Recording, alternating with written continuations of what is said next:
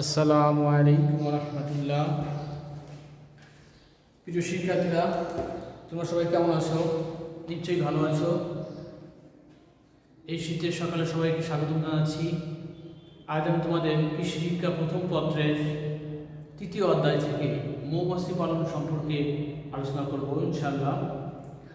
তো মৌমাছি পালন সম্পর্কে জানতে হলে তোমাদেরকে কয়েকটা কিওয়ার্ড আগে জানতে হবে। সেটা হলো মৌমাছি কি, তোমাদেরকে আগে জানতে হবে কয়েকটা কিওয়ার্ড।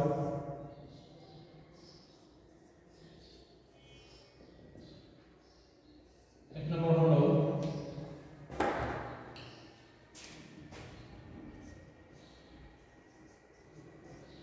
তোমাদের জ্ঞানমূলক কোশ্চেন এরকম আসতে পারে, মৌমাছি কি। তারপরে এরকম আসতে পারে মধু কি,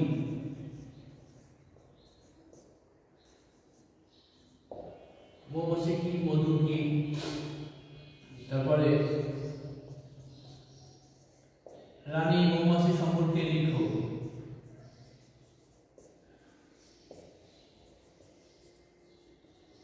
এরকম তোমাদের পরীক্ষায় আসতে পারে রানী মৌমাছির সম্পর্কে লিখো বা রানী মৌমাছির বর্ণনা দাও, এরকম আসতে পারে।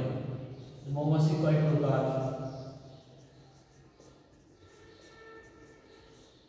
অথবা একটা চাকে কয় প্রকার মৌমাছি থাকে, এই ধরনের কোশ্চেন এখান থাকতে পারে। মধু, মোম কি, নেকটার কি, এসব কিছু কোশ্চেন তোমাদেরকে জানতে হবে। তো আমরা আলোচনা চলে যাই। মৌমাছি কি যদি আসে, সাধারণত এর আগে জানতে হবে মধু কি, এরকম আসতে পারে পরীক্ষার সময়। তো মধু কি দেখবা, মধু একটি শর্করা জাতীয় খাদ্য। মধু একটি অত্যন্ত পুষ্টিকর এবং সুস্বাদু শর্করা জাতীয় খাদ্য। পরীক্ষাগারে প্রমাণিত হয়েছে মধু থেকে প্রায় 181 প্রকার রাসায়নিক পদার্থ থাকে, রাসায়নিক উপাদান।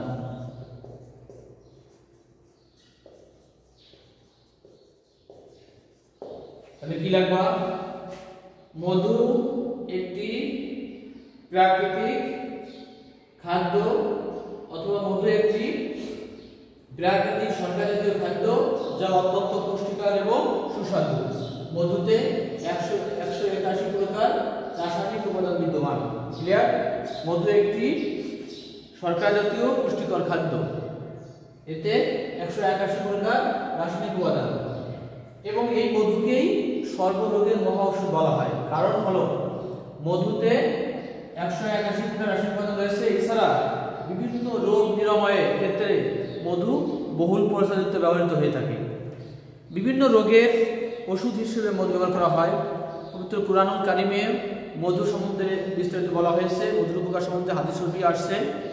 এই জন্য মধু মানবদেহের জন্য অত্যন্ত উপকারী এবং বিভিন্ন রোগের প্রতিষেধক হিসেবে ব্যবহৃত হয়। এই জন্য মধুকে সর্বরোগের মহা ঔষধ বলা হয়। মধু অত্যন্ত পুষ্টিকর এবং গুণাগুণ সম্পন্ন একটি খাদ্য। এরিয়ার সবাই মৌমাছি, মধু।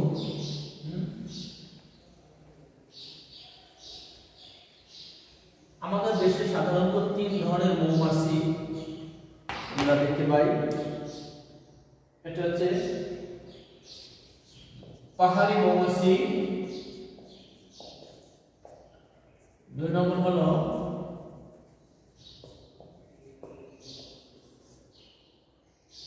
ইন্ডিয়ান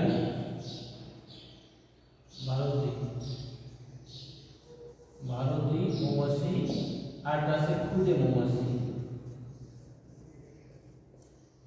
এই সাধারণত আমাদের দেশে 3 ধরনের মৌমাছি দেখা যায়। মৌমাছি অনেক প্রজাতি আছে, এই 3 প্রজাতির মৌমাছি আমরা দেখতে পাই। তো বাংলাদেশে আমরা সাধারণত এই যে মৌমাছিটা আছে ভারতীয় মৌমাছি, এটা আমরা পালন করে থাকি, 3 ভাবে পালন করে থাকি। এর বৈজ্ঞানিক নাম হচ্ছে এপিস ইন্ডিকা।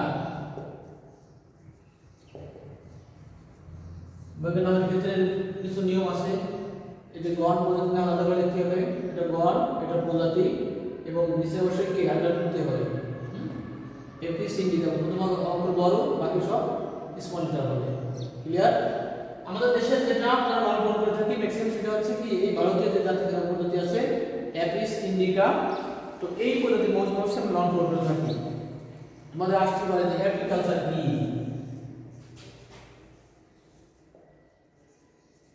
এপিকালচার এটা আছে, এপিকালচার আছে মৌমাছি পালন বিদ্যা, বাংলা আছে কি মৌমাছি পালন বিদ্যাকে বলা হচ্ছে এপিকালচার। এপিকালচার হচ্ছে মৌমাছি পালন বিদ্যা, আর মৌমাছি পালন কি বলা আছে এপিকালচার। ক্লিয়ার? তাহলে এপিকালচার থেকে আমরা জানি যে মৌমাছি পালন কি বা কাকে বলে বা এপিকালচার কাকে বলে, যদি আসলে এই ক্ষেত্রে তোমরা একটু দেখবা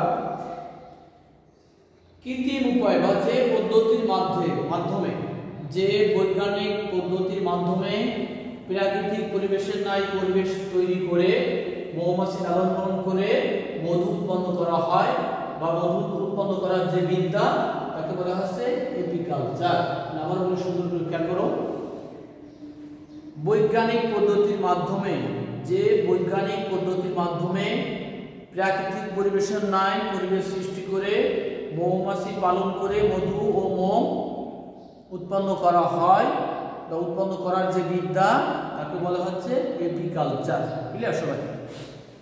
গেল এখন এপিকালচার কি, মৌমাছি কি, মধু কি। হ্যাঁ, এইবার একটা মৌচাকে সাধারণত 3 ধরনের মৌমাছি থাকে।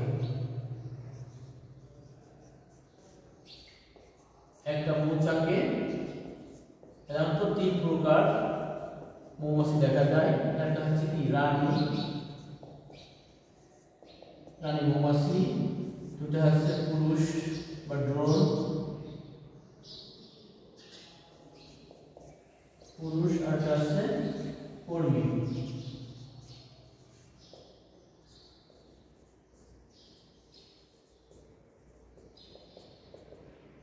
বা এর নাম হচ্ছে ড্রোন। ঠিক আছে, এটা কল্পনা করো। তোমাদের পরীক্ষার সময় জ্ঞান বলবো তোমার এখান থেকে অনেক সময় আসে রানী মৌমাছি সম্বন্ধে লিখবো। রানী মৌমাছি কি ধরনের ব্যাখ্যা করে আসতে পারে। তো একটি চাকে সাধারণত একটা রানী মৌমাছি থাকে। রানী মৌমাছি দেখতে সবচেয়ে বড় আকারে, এই 3 প্রজাতির মৌমাছি থাকে একটা চাকে। এই 3 প্রজাতির মধ্যে রানী মৌমাছি সবচেয়ে আকারে কি বড়, এটা দেখতে তুলনামূলক বড়। এদের একটা হুল থাকে, এদের কি হুল থাকে শত্রু আক্রমণ করার জন্য এদের হুল থাকবে রানী মৌমাছি। এদের কাজ হচ্ছে এরা কোনো কাজ করে না, এদের একটা চাকে একটা রানী মৌমাছির সময় থাকে, এদের কাজ হচ্ছে এরা ডিম উৎপন্ন করে। এরা চাকে সবসময় থাকে, চাকে এরা ডিম উৎপন্ন করে। সাধারণত এরা 2 থেকে 3 বছর বাঁচে। একটা রানী মৌমাছি কয় বছর বাঁচে? 2 থেকে 3 বছর। এদের হুল থাকে, এরা 2 থেকে 3 বছর বাঁচে। এদের কাজ হচ্ছে এরা পুরুষ মৌমাছির সাথে যখন এদের প্রজননের সময় হয়, এদের শরীর থেকে একটা সুগন্ধ বের হয়, একটা সুগন্ধ হরমোন আছে, এই হরমোনের সহায়তায় এরা চাক থেকে একটু সরে যায়। তখন এই পুরুষ যে মৌমাছিগুলো আছে ওদের পাশ ঘুরতে থাকে, কারণ ওই হরমোনের সুগন্ধের কারণে। তাতে ওদের ইচ্ছা মতো ওরা যে কোনো পুরুষের সাথে ওরা কি করে মিলন করে, সঙ্গম করে। সঙ্গম করার পরে একটা রানী মৌমাছি 2টা বা 3টা পুরুষের সাথে সঙ্গম করতে পারে। সঙ্গম করার কিছুক্ষণ পরে এই পুরুষ মৌমাছিটা মারা যায়। তখন রানী মৌমাছি চাকে গিয়ে ডিম পাড়ে। এটা প্রচুর ডিম দেয় এক রানী মৌমাছি। তো এদের মেইন কাজ হচ্ছে ডিম পাড়া আর ওই পুরুষ মৌমাছির সাথে সঙ্গম করা, রানী মৌমাছির কাজ। আর পুরুষ বা ড্রোন মৌমাছি এরা হচ্ছে খুব অলস প্রকৃতির, এরা খুবই অলস প্রকৃতির থেকে এরা তো কোনো কাজ করে না। এরা রানী মৌমাছির পাশে সবসময় ঘুরতে থাকে এবং যখন প্রজননের সময় হয় তখন কি করে রানীর সাথে মিলিত হওয়ার জন্য ঝাঁকে ঝাঁকে ঘোরে, মানে এক ধরনের হরমোন উৎপন্ন করে রানী মৌমাছি। ওই সুঘ্রাণে ওরা রানী মৌমাছির সাথে ঘুরে বেড়াবে। রানী মৌমাছি তার পছন্দ অনুযায়ী যে কোনো পুরুষের সাথে সঙ্গম করে, তার পছন্দ অনুযায়ী সঙ্গম করবে। এই হচ্ছে পুরুষ মৌমাছির কাজ। এবং সঙ্গম করার পরেই কি পুরুষ মৌমাছিটা মারা যাবে। উড়ন্ত অবস্থায় সংগ্রহ করে তারপর পুরুষ মৌমাছি মারা যায়। এটা হচ্ছে পুরুষ মৌমাছি। আর কর্মী মৌমাছি হচ্ছে প্রচুর থাকে, একটা থাকে প্রচুর পরিমাণ কর্মী মৌমাছি থাকে। এরা কেউ কেউ পাহাড়ায় কাজ করে, কেউ ফুলের নেকটার অংশ থেকে মধু সংগ্রহ করে। কিছু প্রজাতি আছে এরা ফুলের যে সুন্দর সুন্দর নেকটার ফুল আছে নেকটার অংশ থেকে মধু সংগ্রহ করবে। আর কিছু কিছু প্রজাতি খাদ্য আলোচনা ঘুরে ঘুরে কোথা থেকে খাবার পাওয়া যায়। আবার প্রতিকূল পরিবেশে যদি কোনো শত্রু আক্রমণ হয় কিছু কিছু ভাগ আছে, কয়েক প্রকার ভাগ করে এরা এইভাবে কাজ করে। ক্লিয়ার? যে রানী মৌমাছি, পুরুষ মৌমাছি, কর্মী মৌমাছি, এই 3 প্রকার মৌমাছি সম্বন্ধে তোমরা জানলে। এখন আমরা জানবো যে মৌমাছি কিভাবে পালন করা হয়। সাধারণত মৌমাছির মধ্যে কয়েকটি ভাগ আছে। সর্বপ্রথম হচ্ছে তোমাকে প্রজাতি নামকরণ করতে হবে। যে প্রজাতি সাধারণত আমরা কি বলছি অ্যাপিস ইন্ডিকা, ভারতীয় মৌমাছি, যেটা ভারতীয় মৌমাছি। এক নম্বর হচ্ছে কি জাত শনাক্তকরণ, জাত নির্বাচন। সাধারণত একটা চাকে যে মৌমাছিগুলো ভালো মধু উৎপন্ন করতে পারবে সুন্দর দেখে রানী মৌমাছি, ভালো দেখে বড় দেখে কর্মী এবং পুরুষ মৌমাছি দেখে তাকে উৎপন্ন করবো। তারপর হচ্ছে পরিবেশ সৃষ্টি, পরিবেশ লাগবে, পরিবেশ সৃষ্টি করতে হবে। মনে করো তোমরা যেখানে চাষ করবা সেইখানে আশেপাশে যে পরিবেশ সুন্দর থাকে এবং বিশেষ করে ফসল থাকে, ফল ফুল থাকে, যেখানে সরিষা ফুল বা আম জাম কাঁঠাল লিচুর ফুল থাকে, কিন্তু সবসময় কি মৌমাছিগুলো ওখান থেকে মধু সংগ্রহ করতে পারে, সেরকম সুব্যবস্থা থাকে। সেরকম দেখে তোমাদের কি পরিবেশ সৃষ্টি করতে হয়, হ্যাঁ, যাতে শত্রু আক্রমণ না হয় বা বৃষ্টির পানিটা না পড়ে, এরকম দেখে একটা প্রতিকূল পরিবেশ সৃষ্টি করতে হবে। এরপরে হচ্ছে পরিবেশ সৃষ্টি। এবার হচ্ছে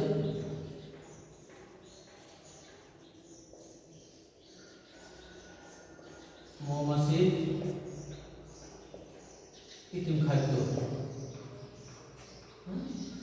পরিবেশ সৃষ্টি করবা, এর মৌসুমী খাদ্য ব্যবস্থা করতে হবে। এই জন্য প্রথম হচ্ছে জাত নির্বাচন, সুন্দর জাত নিয়ে করে মৌমাছির খাদ্য সংগ্রহ এবং খাদ্য ব্যবস্থাপনা এবং সংগ্রহ। জাত নির্বাচন করার ক্ষেত্রে পরিবেশ সৃষ্টি করার পর এবার মৌমাছির তোমাদের খাদ্য ব্যবস্থা করবে এবং খাদ্য মৌমাছি সংগ্রহ করতে হবে। একটা চাকি থেকে তোমার মধু আহরণ করতে হবে। এই মধুটা আহরণ করে আমাদের যে কৃত্রিম প্রতিখান্ত বাক্স বলে, মৌ বক্স বলে, একটা বক্স তৈরি করতে হবে। হ্যাঁ, মৌমাছি তৈরির জন্য বাক্স তৈরি করবা। সাধারণত কাঠের পাটা দিয়ে একটু উঁচু করে দিবা। এখান থেকে 1 2 3 4 করে 7টা তাক থাকবে, উপরে কি ঢাকনা থাকবে, কাঠের তৈরি ঢাকনা, এবং প্রত্যেক কাঠের কি নিচের অংশ ফাঁকা থাকবে। ক্লিয়ার? একটা কাঠের তৈরি বাক্স তৈরি করবা। তারপরে 1 2 3 করে 7টা তাক থাকবে, উপরে কাঠ দিয়ে ঢাকা ঢেকে দিতে হবে এবং প্রত্যেকটা তাকের নিচে ফাঁকা থাকবে। ওর ভিতরে আবার একটা প্রকোষ্ঠ তৈরি করতে হবে, এখানে যাতে মৌমাছি ওখানে মধু সংগ্রহ করতে পারে। নিচের বাস্তার জন্য একটা প্রকোষ্ঠ তৈরি করতে হবে। এই প্রকোষ্ঠ তৈরি করলে কি হবে, একটু অন্ধকার দিয়ে ওখানে মৌমাছিরা কি বাসা বাঁধবে বা মৌচা তৈরি করবে। এবার অন্য একটা চাক থেকে তুমি মধু সংগ্রহ করবা, মধু কাটবা। অবশ্য যখন মধু এবং মৌমাছিগুলো মধু আনবা, কিছু কিছু মৌমাছি ওখানে শনাক্তকরণ করতে হবে। অবশ্যই খেয়াল রাখতে হবে তোমাদেরকে যে ওখানে রানী মৌমাছি আছে কিনা। রানী মৌমাছি যেটা বলছি আকার আকৃতি অনেক বড় এবং ওদের হুল থাকে, হুলগুলো কি সুচালু, হুলগুলো ছোট। আর কর্মী মৌমাছির হুল থেকে সুচালু করাতে নাই, একটু খেয়াল রেখে এগুলো লক্ষ্য করবা। যেখানে রানী অবশ্যই থাকা লাগবে, কর্মী এবং পুরুষ মৌমাছি থাকে, এরকম কয়েকটা মৌমাছি ওখানে আনতে হবে। এবং অবশ্যই কি প্রাকৃতিক গাছ বা সুন্দর করে যে গাছগুলো আছে সেই গাছ থেকে বা দেখবা যে ছাদের নিচে অনেক মৌচাক বসা আছে, ওখান থেকে মৌমাছি সংগ্রহ করতে হবে। সংগ্রহ করে ওই মধু সহ চাক যদি ওখানে রাখো, ওই খাবারের জন্য অবশ্যই কি ওখানে আসবে। এবং এই বাক্সের মধ্যে কিছু কিছু কাজ করতে হবে। একটা আছে বলগুলো মুখোশ, তারপরে আছে হাত মোজা, মুখোশ, হাত মোজা, তারপরে জ্যাকেট, কলমোটা জ্যাকেট, যাতে কি মৌমাছি আক্রমণ না করতে পারে, না করতে পারে, সেজন্য মুখোশ পরবা, হাত মোজা পরবা, জ্যাকেট পরে প্রদান করে সুন্দর করে একটা ছুরি দিয়ে পরিষ্কার করে ছোট ছোট টুকটাক করে মধুগুলো আনতে হবে। ওই মধুর চাক ওই বাক্সের মধ্যে রাখলে ওখানে দেখবা কিছু কিছু মৌমাছি আসে। তখন আস্তে আস্তে কি বিভিন্ন ফুল থেকে ওই দেখা দেখে বিভিন্ন মৌমাছি ওখানে আসবে। এবং সাধারণত সকালবেলা, যখন সকালবেলা হবে ওই বাক্সগুলো মুখ খুলে দিবা, কারণ সকালবেলা ওরা খাদ্য ওই ফুলের যে সুন্দর নেকটার অংশ আছে, নেকটার অংশ থেকে ফুলের রসগুলো যাতে আনতে পারে।